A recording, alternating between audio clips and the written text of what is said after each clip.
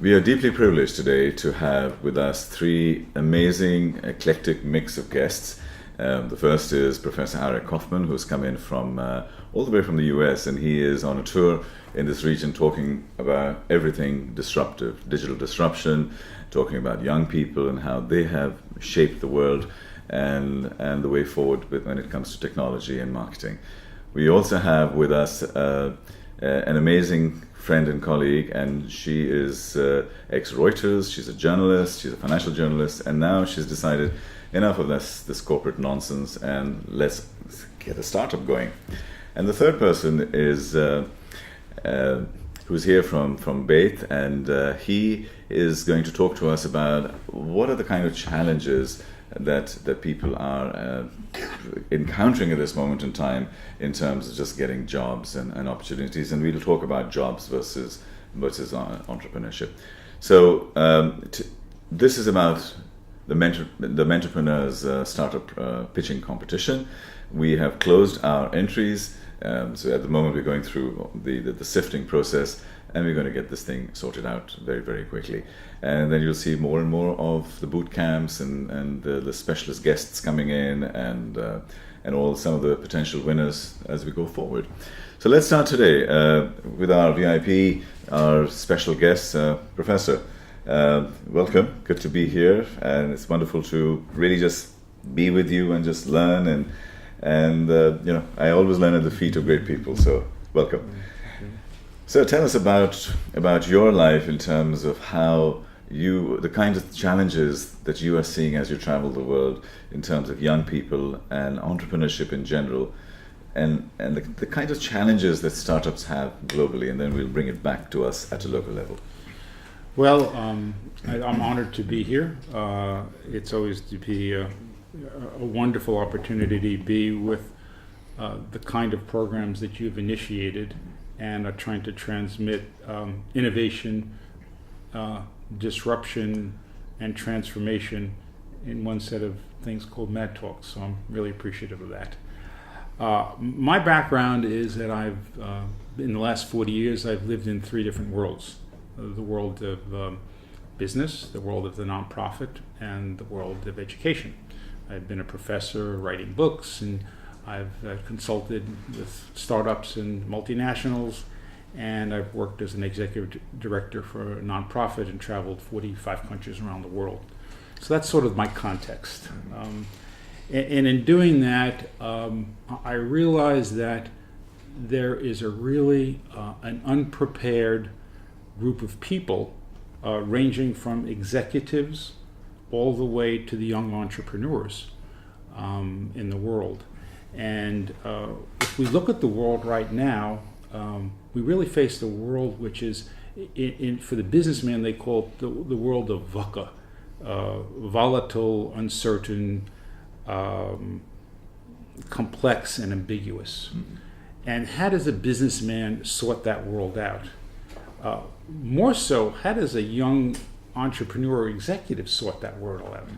When the kind of training that they get in undergraduate school in America or colleges in the Middle East or in Europe, and MBA programs, which I think are an anachronism, they should be disbanded because they don't prepare people for it. And I have a PhD from Kellogg, which was the best PhD program in the world when I got it. But I feel that it's all about, we're teaching young people about principles of marketing and principles of finance and principles of organizational behavior. We're not talking to them about empathy. We're not talking about divergent thinking.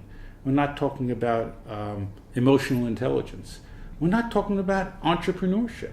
We're not talking about things which are really, really important, like being grateful, listening to people. If you really try to understand what a good startup will be, the good startup is based upon the essence of the world of digital. The world of digital is made up of two basic components, which most executives in the world don't understand. One is that a digital resource is one that is information rich and one that's connected. When you have something that's connected, you create transparency. the world of the young person is a world of transparency. The world of the traditional business person is a world of covetousness and control. So you have right away a disparity. If you begin to look down the road of what a millennial will approach, and you will talk about this later, in the business world, their life expectancy in a business is somewhere around 2 years. Why? Because there's a huge discrepancy in values. There's the base. This is a very interesting thing. When a young person is brought up, they're brought up in the Western society, and greed is the model, not abundance is the model. But in home, they're trained to have very good adab, very good courtesy, very good understanding, right? And so there's a clash between those values. And if we look at so many things in the value in our world, when an entrepreneur is brought up, he's brought up that the sole goal is profit. Why shouldn't the goal be a quadruple bottom line, where there's three major stakeholders, four major stakeholders: the customer, the employee, the partner, the investor, and the community? Why shouldn't all of those be optimized? Why shouldn't we bring entrepreneurial ventures into the world which all of those things are being optimized? So there's a disconnect, and young people are using their knowledge and their experience in the digital world to create new kinds of enterprises, which happen to be extremely disruptive. And you look at some of the enterprises. What is Uber? What is Uber? Uber has taken two resources, two latent networks which existed, right? People who wanted jobs, right? People who had cars, they weren't using those two resources. And they took these things and they connected them digitally, right? And what did they do? Then they connected people who wanted a very unique customer experience, and they connected these two networks together. Airbnb did the same thing. And in China, they're doing hundreds of these new shared economy, models. So the young entrepreneurs need, to me, they need a new set of inputs into the process. If you look in the Middle East, for example, there are 50 plus incubators, and most of them have not been successful in bringing together successful enterprises. It's really unfortunate. Tarek has told me that billions of dollars have been spent in the Gulf countries. Yeah. And we'll get back to that, and we'll start drilling deeper into that. Let me introduce our other guests also. Mirna, tell us about yourself. Corporate life, now an entrepreneur. What happened? What's your journey? Thanks, Tarek. It's actually, I'm in the middle of a transition, and it's fascinating. That's the least I can say. As a journalist, I used to look at the executives, how they behave, what's the story behind the story, what triggers them, and every successful person had a story of his own, the purpose of his life, and I used to report on financial transactions and M&As and deals and all that. But then I would spend hours talking to these guys, understanding what brought them to become who they are. And all of them had a sense of purpose.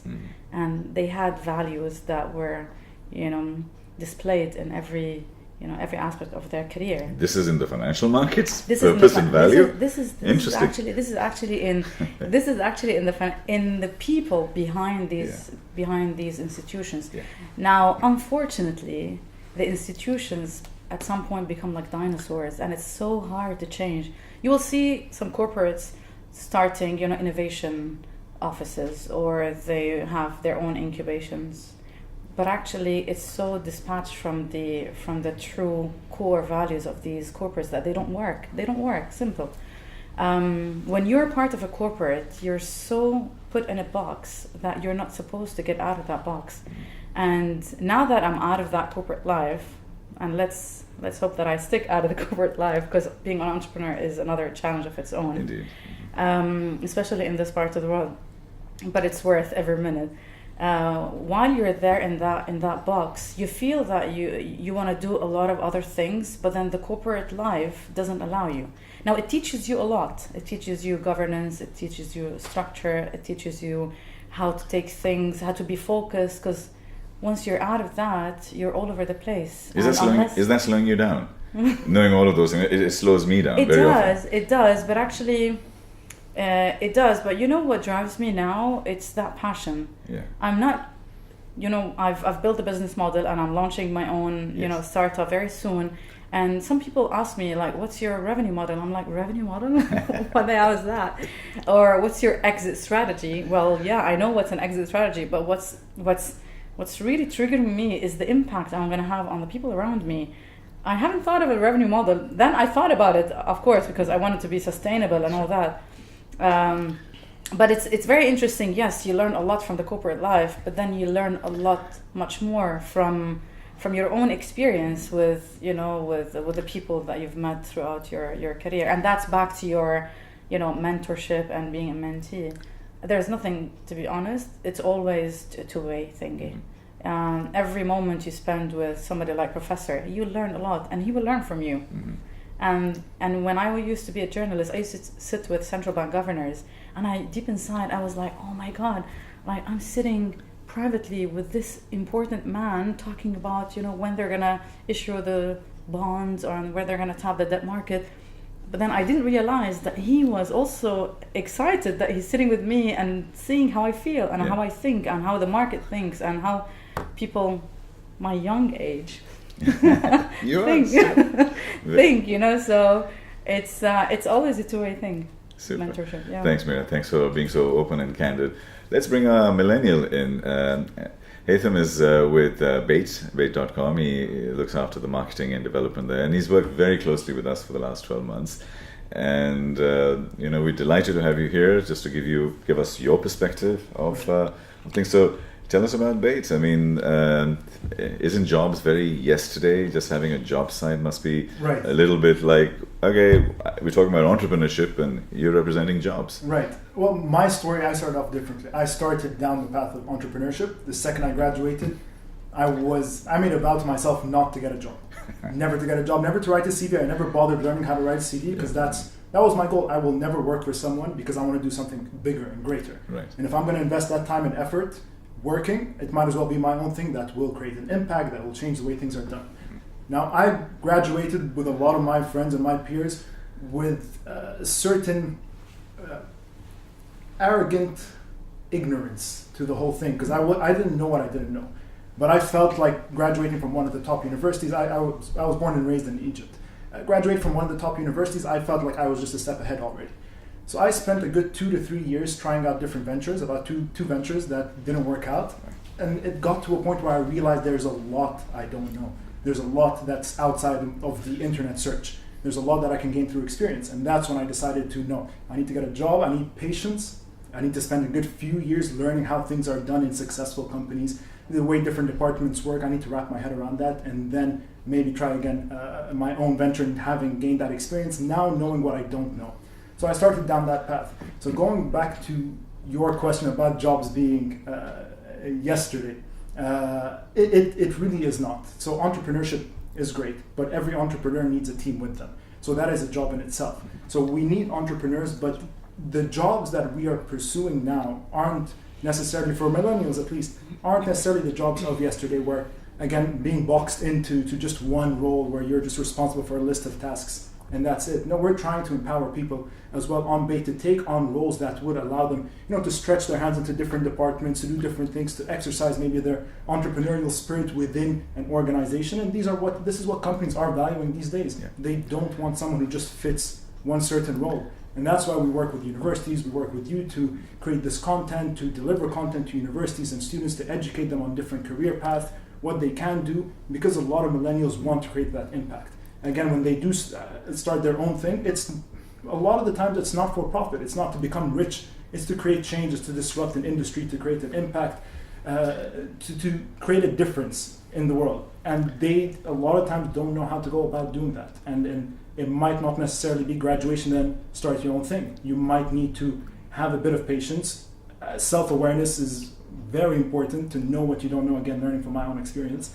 And start off somewhere where you feel is best for you to help you reach your own personal goals, as well as help organizations as well, because organizations do need to start looking in that direction incorporating millennials and taking on their way of thought and their approach to doing business as well. Thank you for that response. I was being intentionally provocative. I was throwing grenades in there because that's exactly what I do. But I love the passionate response, and wonderful to hear your story. So thank you for sharing that. Now we're going to get to. Let's stay within that job entrepreneurship space, because I think the professor can also throw some light in it.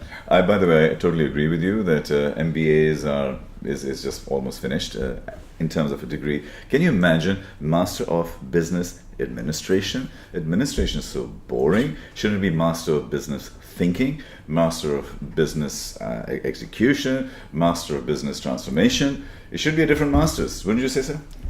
Well, I think that the rationale is based upon the people who are running the business schools. They are tenured people, and they are thinking in an old way, and they have not been disrupted in their own minds or open to it. And so therefore their curriculums are still ancient, and they're going to die. Those business schools are going to die with the businesses that are going to die because of digital Darwinism, and that's just like Kodak died, so the business school is going to die. And in the business school, I mean, if the Moore's Law curve and the tech transformation curve is going like that, and the schools are moving like that, again, the delta is just growing. So my thoughts, and this is really for the whole panel together, is that a lot of these schools are looking at things very historically and quite slowly, while companies, universities who have not accredited, like Singularity University, you know why they're not accredited? One of the reasons is that they change the curriculum every 3 months. So they can't really have enough time in terms of the existing processes to be accredited. So, but they're a university of the future. They only talk about the future. So that's what they're training you for. But see, doing the MBA, the timing of when you get the MBA is very important. I am now studying my MBA, okay, and it's half. So half studying, courses, and half really traveling to Silicon Valley and seeing how real entrepreneurship happens. Right. But actually, the only reason why I'm enjoying it is because every single course makes sense to me. You have context. You have experience. So I'm doing financial reporting. Oh yeah, I've done this a million times before, not as a financial specialist, but as a journalist. And then marketing. Oh yeah, I've done this a million times before. So getting fresh out of school and then doing an MBA is a waste of money, waste of time, because nothing makes sense to you.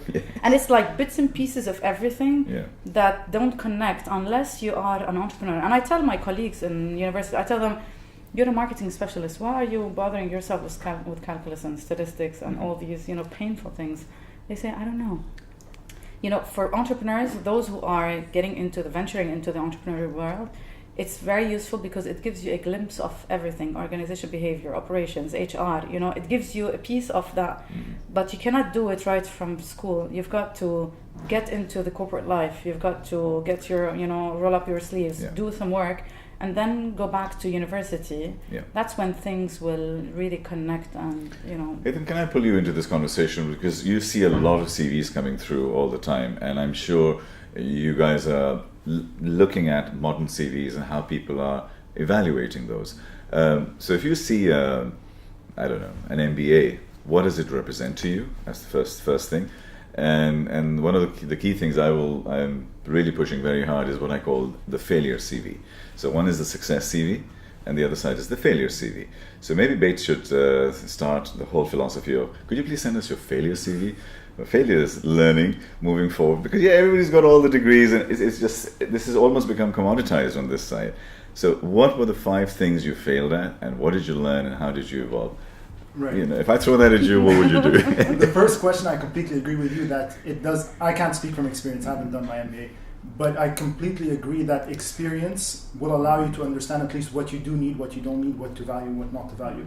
Rather than exactly what happens is you graduate and then you're studying everything. Again, you're just studying a lot of things. You don't know what you will actually end up implementing and what your strengths are and what your weaknesses are. So the experience is immensely valuable before the MBA. What we see with CVs is, again, we still value experience above all. You want someone to come in, because if someone is coming in with MBA, First thing is you have to think about it from the recruitment side. There's a budget. They're hiring someone. If we're hiring someone with an MBA, most likely they're more expensive, if we're going to think about it in that way, than their counterpart who doesn't have an MBA. But then where does experience come in? When we actually bring them into the job, into the company, will they be able to produce work? Will they be able to mesh with their colleagues, with their managers, with the organization, work across departments or not? The MBA gives us an indication of that person's pursuit for development and improving themselves. But again, going back to your point about it being commoditized right now, is a lot of people are graduating with MBA. So the advantage that MBA graduates had in the past, at least when just applying to a job, is diminishing. It's not that special. I don't want to say not that special anymore, but you don't stand out as much now because a lot of people are graduating with MBAs. So you need to come in with that experience. What have you done with the knowledge that you've gained? And this goes across the board for bachelor degrees, for MBAs, across the board. You've gained this knowledge. Have you applied it anywhere? What have you done with this information that you've gained?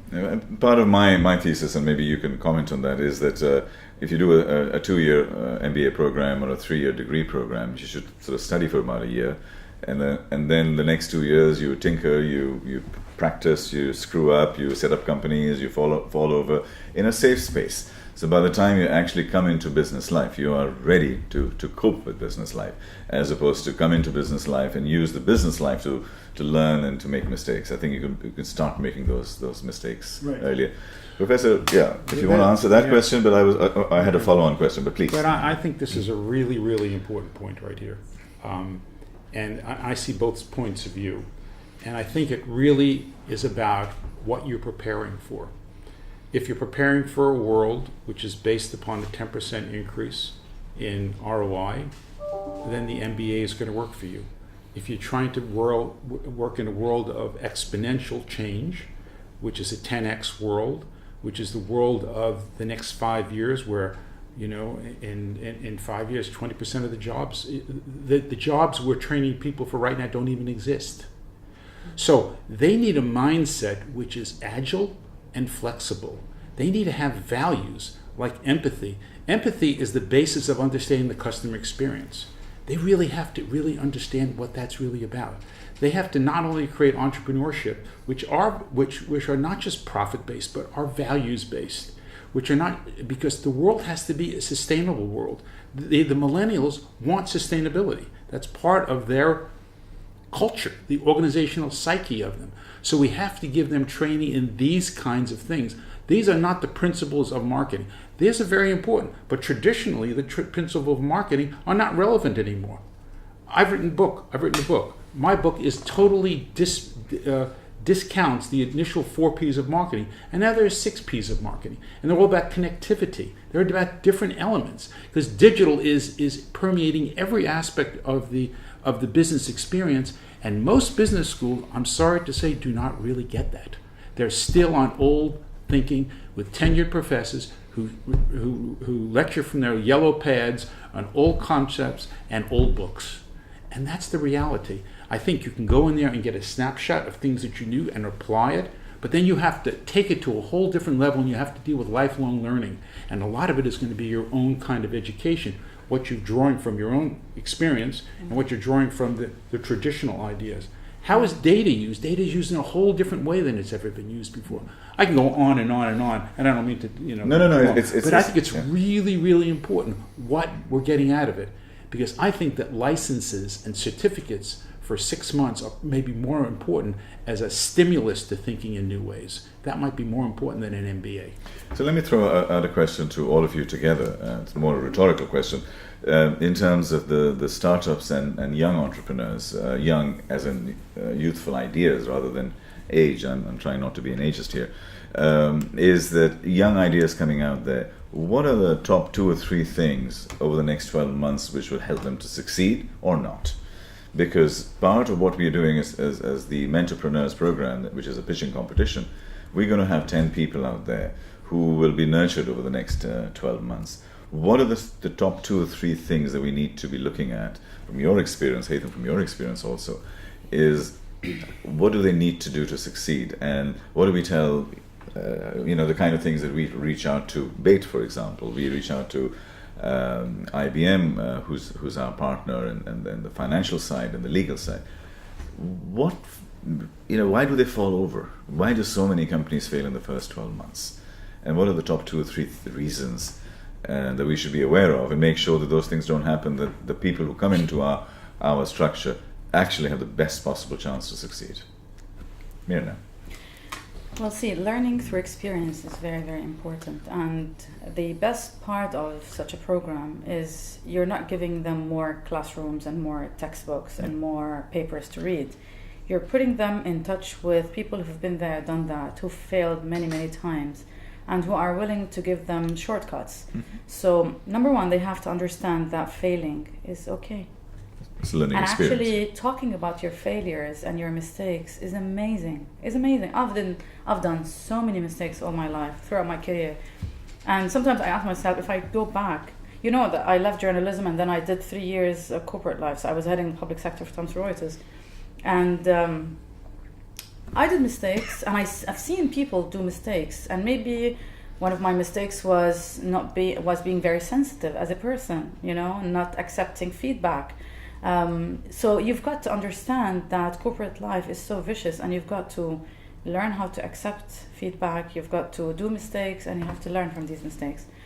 And the second thing that you can also help them do is really get them to really interact. It's like a real life sandbox, It's not a really safe place to work, but you create an environment where they sit and spend time with the Osman Sultans of the world and the Arif Naqvis of the world, who really come with vast experience, and they will learn. Just like us as journalists and media people, we learn from interacting with these guys. And the third thing that I really learned a lot is understanding your own self. Mm-hmm. Don't be a copycat. We sometimes want to be the Facebooks of the world and the Twitter of them.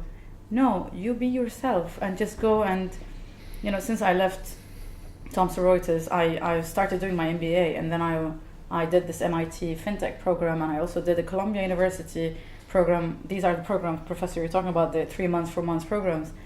And the curiosity, the more I understand what's going on, the more I'm curious, not about the world, but about myself. Why learning these things makes me, really get more excited about becoming an entrepreneur, because it touches some energies in me. So understanding your own self, getting, awakening your soul, all these things are very important for young people getting into, that stage of their lives. Hatem, do you have a couple of comments? Right. So everything that's been said is very true, but all relies on the millennials or those starting up these startups having patience. Because right now, millennials are very eager to create impact now, to create change now, to earn soon now, to scale now, to grow now.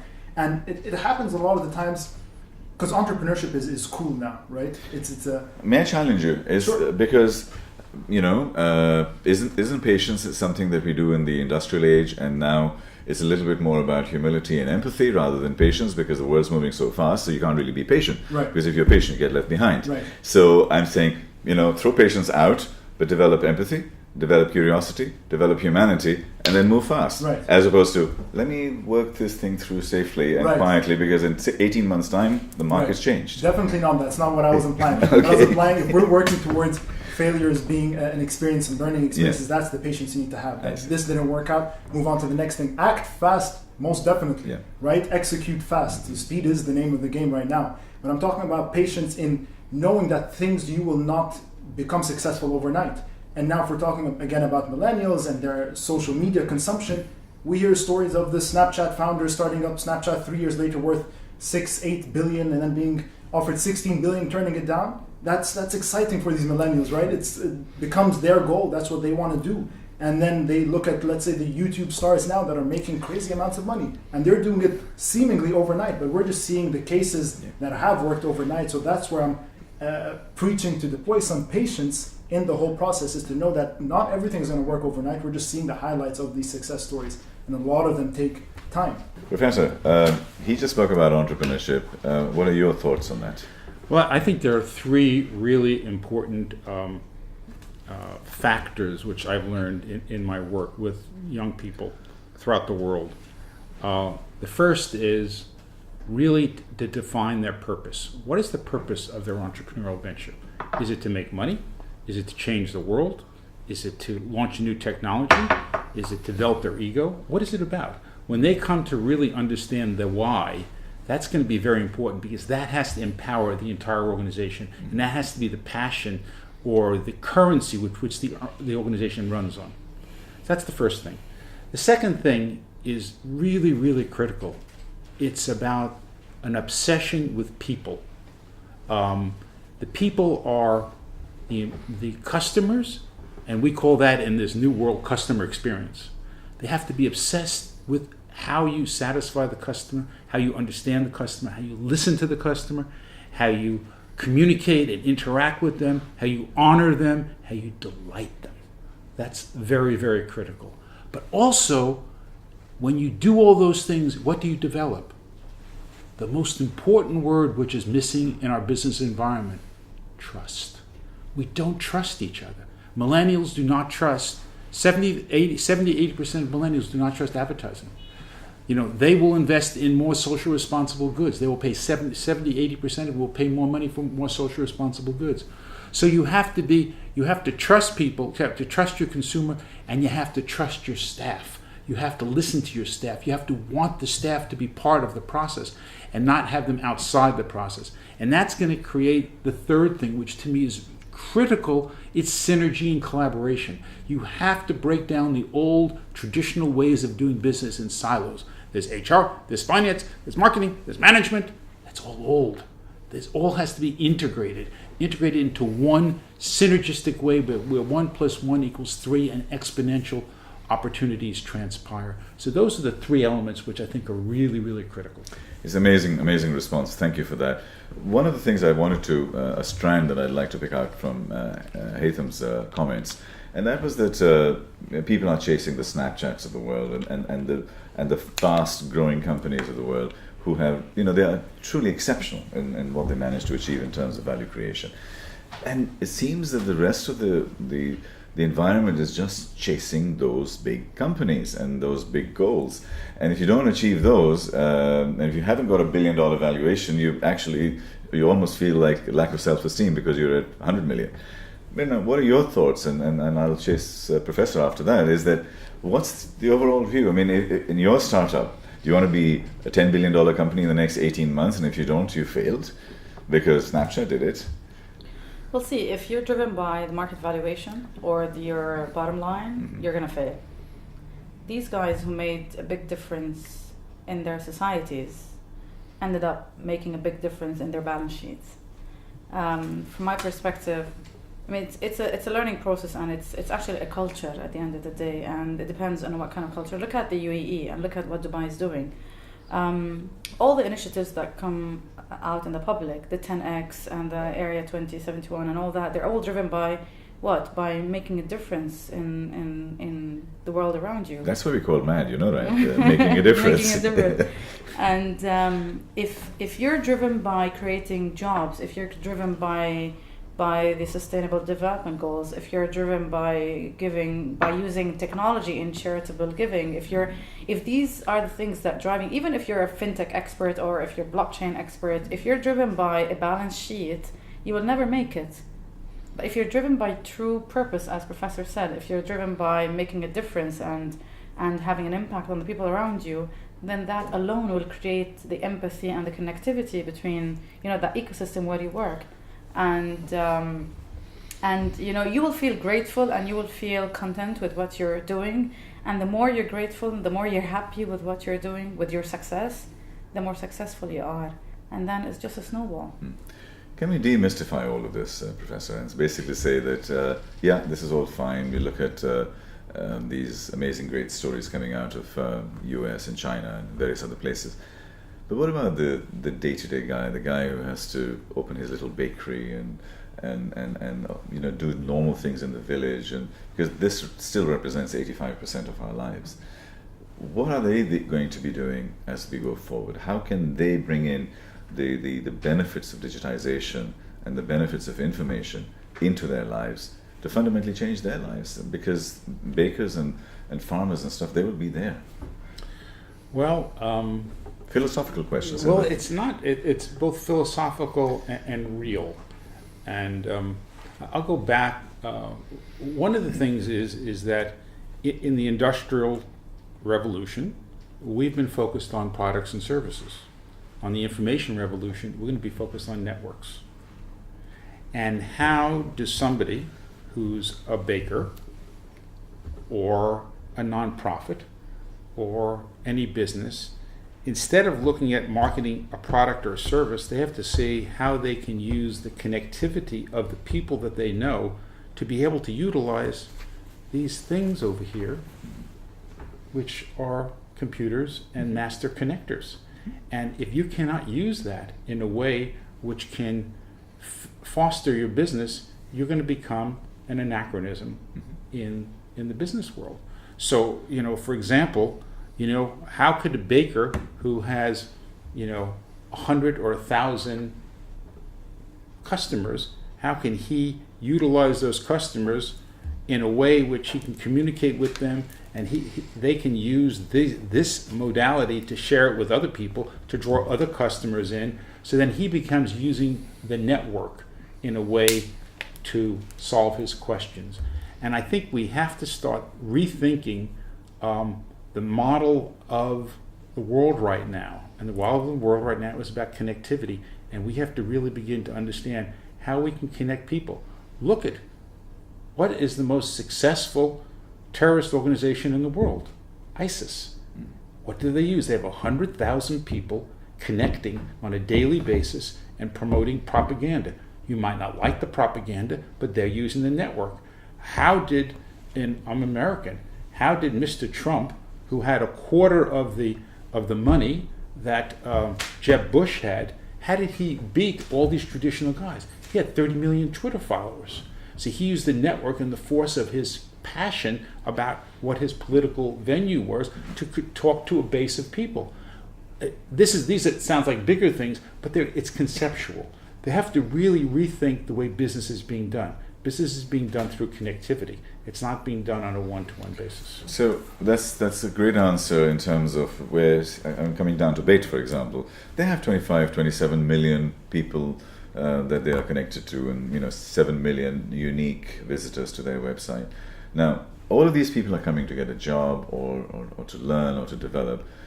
From your perspective, and now that you're getting into fintech, are these the kind of networks can be used in 6, 7, 8 different kinds of ways? Absolutely. Rather than only one direction? He has access to the thinkers and the people of the world which want new knowledge, and it's an exceptional way to communicate and to offer trainings and opportunities to really rethink the world and recalibrate the world, because these are the people yearning for it. They're yearning for opportunity.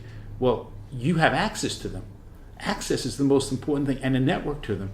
And what is the delta about putting one other thing on it? It costs nothing. It's like Airbnb, putting one more hotel or 2 more hotels on. How much does it cost them? Nothing. How much does it cost Marriott to put another hotel on? Okay? So what else can you do in accessing that network to leverage those people and give them more skills and more opportunity to be prepared? I think it's a phenomenal idea. Mm-hmm. Absolutely. You're setting up a new startup. So you hear all of these wonderful things.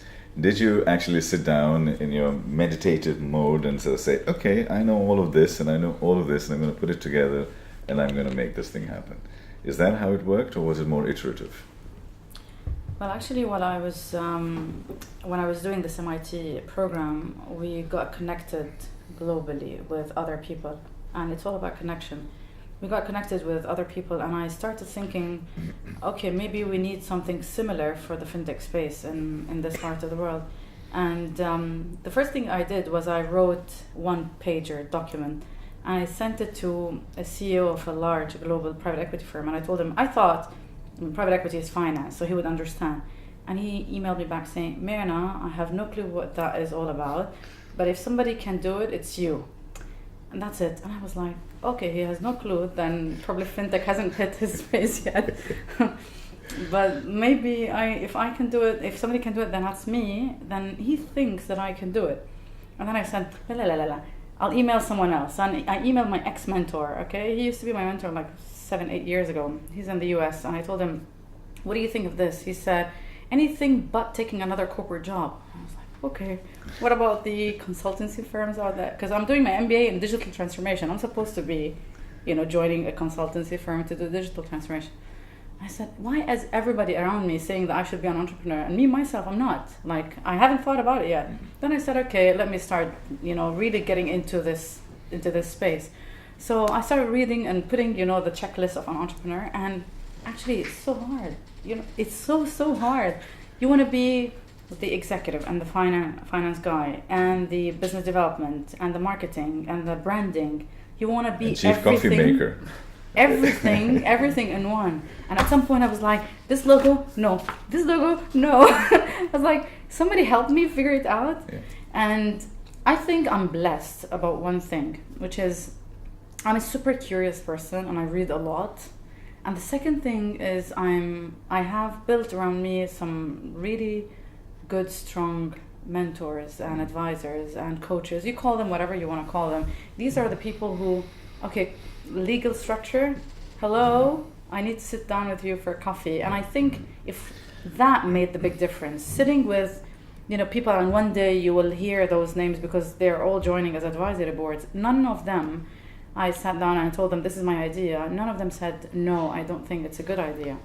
So getting access to these guys gave me shortcuts. And it's like I'm now like an example of your program, because I did what you are trying to do, but not everyone can get access to people around. So sure. Professors mentioned the word empathy and trust, which are very close to my heart. But there are two other words that haven't been mentioned today up to now, and one of them is authenticity.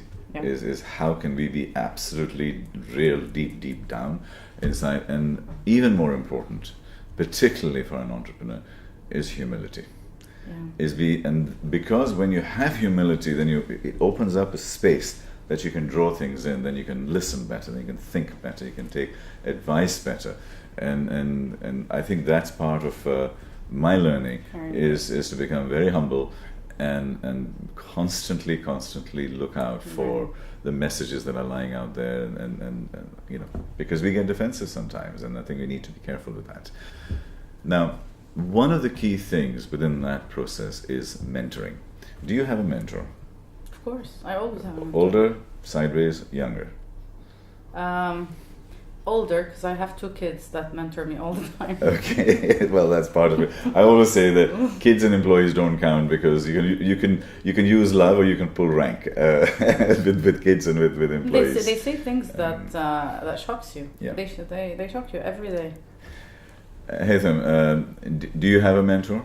I have a couple of people that are my go-tos in terms of decision making and valuing their advice. Yeah. I haven't put them in that category as a mentor, and they are not aware that they have taken this role, but I just reach out to them whenever I can. But I definitely have a handful of individuals that are my... Yeah. Professor, one of the ideas we've developed over the last 18 months, it's sort of been there, but I've evolved it into a very formal framework on reverse mentoring. And what we're trying to do is to I have something called the 60-40-20 rule. Is the 60-year-old are making strategic decisions for the 40-year-olds to execute and for the 20-year-olds to consume. So you have the 63-year-old chairman of a private equity firm deciding for the 19-year-old person, and there's just too much disconnect. So what we're trying to do is to reverse this completely. And sort of say, okay, why don't we get the 19-year-old, the 23-year-old actually sitting with business leaders and business heads and mentoring them, so they become the mentees as opposed to the mentors. Mentoring them on the basis of what their view of the world is, while the mentees, the older person here, will talk about wisdom and experience and all of those things. Would you like to have a young mentee, a 19-year-old coming to you and sort of saying, this is how I see the world? Is that something you would enjoy, appreciate, or find offensive? Well, I initiate that. We're in my book on digital marketing, which is being in its 2nd edition right now, we have engaged a young 22-year-old to be a partner in writing the book. And we want her perspective, and it's a her perspective, on what it means to be a millennial in the digital world. And she has a speak out section for every chapter. And so she's going to be speaking to the students from her perspective and changing the whole thing.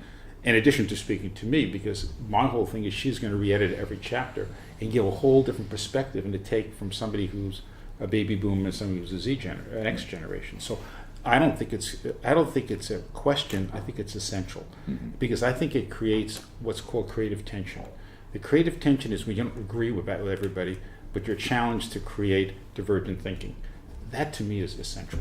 One of the things with my reverse mentor last year, Bill Feng, when he was down from the US, I used to take him to meetings, and I used to come out of the meeting thinking, oh, I think I really did well in this meeting. He used to turn around and say, that was crap. What the hell? You didn't ask this, you didn't do this, you didn't do that, and we're going to be the leaders of the future, and you completely missed it. I said, oh my God, he's right. Because I was focused on LinkedIn and Facebook, and he said, we would never go there. What are you talking about? You're building your entire strategy on something which we would never go to. Because they asked a millennial, and since I have a 13-year-old, 15-year-old, the Z generation asked a whole different set of questions. Exactly. Because they have a different lens that they look through. That's right. Yeah. You know, I keep on saying we look through a hierarchical product lens, Yeah. and they look through a network, flexible, open lens. Yeah. And that's very different. I also look at it at digital, like learning a new language. So we were born analog, and we were trying to learn digital. So we born speaking English, and now we have to speak Chinese. And this transition is sort of the key. You're a digital native. You're somewhere in the middle. I'm so on the other side. So what do you think we need to do to try to bridge this in terms of building and understanding our new language? You, perhaps yourself. You're a digital native, so you don't count. You know how to speak Chinese. Do you know how to speak Chinese? No, I learn every day. And actually, by the time I learn something, it's already obsolete. So I start learning again. And these young guys, they make you question everything you've been doing. Mm-hmm. Like my daughter took her phone and she went to Dubai Fountain. And she started asking people, what do you think? When did you land in Dubai? And I was telling her, what are you doing? She said, I'm doing journalism. I told her, that's not journalism. She said, your boring way of writing stories that nobody reads is not journalism anymore. I'm like, you just destroyed 10 years of my career. What? And she did amazing videos, and she put them on YouTube. She has her own channel, and she actually she tells the message in a way that's much easier than us, really complicating things. So yeah, I'm starting to learn these things, and it's just fascinating. I don't know, sometimes it's scary, to be honest. They go to a school that's very conservative and that's very academic, and I tell them, if I take you to a school that's very American, and you'll be lost. So at least something is keeping you down to your math and science and all that. I think math and science and critical thinking, all of that, those are amazing things. One of the other things that I've discovered, and perhaps you can give us your insight on that, is that now the 10-year-old, the 12-year-old, the 14-year-old, with all of the facilities of a computer in their back pocket, of the cloud, and a lot of the learning, our new inventors are going to be 15 years old, not 25 years old. Mm-hmm. And actually the age is moving the other side. On the other extreme, the 75 and the 80-year-old who used to get stuck because they don't have all the access and all the speed, they have the cloud. They have this new additional brain that they can access, and they have the wisdom. So you can now open up innovation and entrepreneurship and new ideas on a 15-year-old, and an 80-year-old. What are your thoughts on that, sir? Well, I think you've touched on one of the most critical elements in success. It's on the highest level, it's called integrated thinking. Mm-hmm. It's how you integrate functions and generations, and to think about, I'm going to keep on coming back to this whole word of collaboration and synergy, because I look at what's happening. Again, I've done a lot of study in the Middle East about entrepreneurship, and there are, like I said, 50 to 60 very good impact hubs and innovative things, and not a lot of output. Why? Because they initiate ideas, they give them money, and they don't do the kind of coaching and personal work that's necessary to keep these things sustained. When the people go low in their U curve about a project, they don't have the support. And that there's not enough respect and listening between the generations. That's the empathy and the trust and the humility between these generations to be able to collaborate. The real true success is going to be when a 15, 16-year-old can collaborate with a Xer and a baby boomer and form this kind of integrated approach, because then you get the best of all these worlds. This is part of your reverse mentoring. But it's a very different kind of harmony, and it's a harmony which we don't really see because there are all these old silos in the way we think in a hierarchical modality instead of a seamless modality.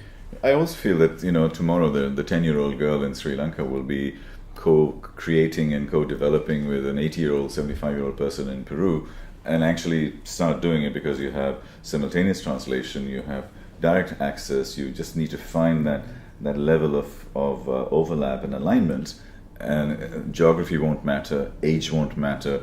So it's our softer side, which you started with, empathy and curiosity and authenticity. Those are the things that start coming out. But it's exactly what you're saying. And as you know, as a result of 40 years in this work, I realized that the next step has to create a network which is going to bring together people who are impact investors, experts, and entrepreneurs, and have them communicating on a global basis about sustainable solutions.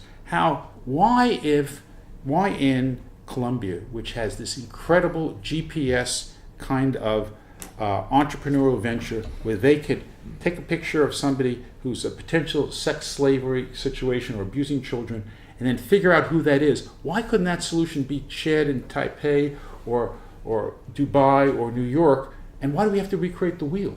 Why can't people who are astute in investment and astute in management and good in finance and good in marketing contribute to each other, because it's all for the social good? And there's a whole new way we have to learn to integrate resources and collaborate and think outside of ourselves to really change the world, because the world now, my world I was worried about Vietnam, okay? That was our issue. What is my 13-year-old worried about? Climate change.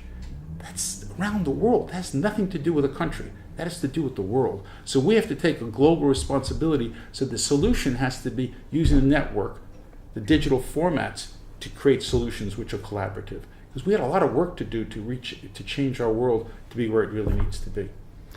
To conclude, I think what we would like to do is to ask one question, one takeaway, one bit of advice that you would like to give to all of the young people that are applying to the Mentorpreneurs program. Hatem, what is your one bit of advice that we should have as a takeaway and something we can hold on to? I'm going to throw in two. So, sure. Two is good. So going back to the reverse mentorship thing, I think it's dependent on self-awareness again. If you're going with the 60-40-20, the 60 needs to be aware of what they don't know that these 20-year-olds know. At the same time, these 20-year-olds can't, dismiss the 60-year-olds as too old school for today's world, and they need to be able to identify what's valuable to them, and that's where the collaboration again reaps a lot of benefits. So self-awareness is key, and definitely people, and that's where we come into this mentorship startup competition, is to give them access to the technology that allows these people to connect, that allows them to find, especially if it's a startup and you're a team of 4, 5, 6, 7 people, each person in that team is swinging a big hammer. So whatever they're doing is having a big impact on the outcome of the company. As the company grows, the hammers get smaller, but at the beginning, you need to make sure you're giving these hammers to the right people.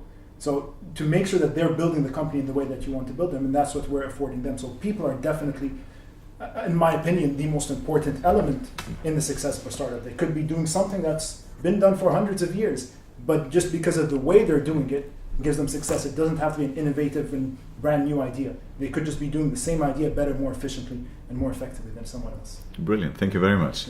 Mirna, one takeaway, one nugget that we're going to be hanging on to for the rest of our lives. No pressure. I do believe in shadow leadership, and I think that we all cast our own shadows.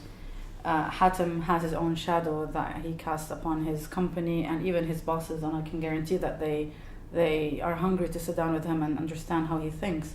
And the same thing, he would love to sit down with the founders of Bayt to understand how they got to build such an important organization. So casting our shadow is very important, and that has all the ingredients of success. It has the empathy, it has the passion, it has the authenticity, it has the impact, it has the respect, it has the trust. And if each one of us make sure that shadow that we cast around us has all the components that are the ingredients of our values and the success, then regardless if you're, I'm in the middle here, right? I don't even know where I belong.